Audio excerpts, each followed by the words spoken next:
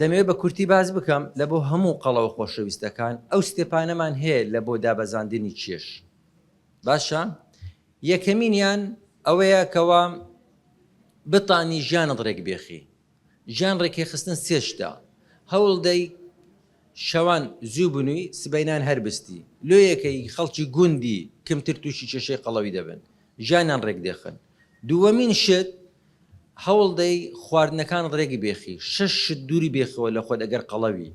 گەنم شەکر کە دەرێم گەنم یعنی سەمون کێک نان ساوار کفتە ئەوان هەموو گەنمە گەنم شەکر کە دەرێم شەکر یعنی هەموو مەشروباتەکان ئەوجا شەربەتی هەرچی بیتن هەموو ئەنواعەکانی شەربات ئەو شەربەتانی کە لە ناو قۆدی لە دوکانان دەفرۆشرێتن هەموو ئەنواعەکانیان کەوا شەکری زۆری تێدایە و شەکری چای شەکری اعتیادی ئەوجا لە هەرچی بیتن باشە ئەوجا لە مۆتەیە لە شەربەتێ لە هەر شتێکی بیتن گەنم شەکر برنج ئەوجا برنجە کوردی بیتن کوردی نەبیتن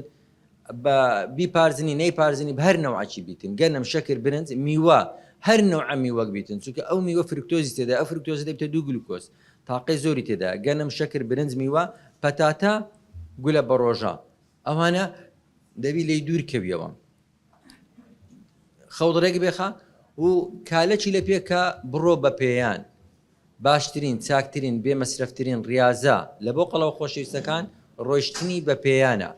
کالە لە پێکە بە نەعلەی مەڕۆ چونکە گەر بە نەعلی بڕۆیدا بن پێت دێشیتن و غار مەدە چونکە گەر غار بدەیت چۆکت ڕیباتەکەی دەدڕێتن تووشی مەشاکلیت کە دەبیتن بڕۆ بە پێیان ڕۆیشتنی بە پێیان لاقت بجوولێتن کەوا ئەو سێشتێ ئەوە نەمەتی حیاتە ئەگەر ئەبە سێشتی باش بووی ئەوە نوڕن عەلا نوڕ.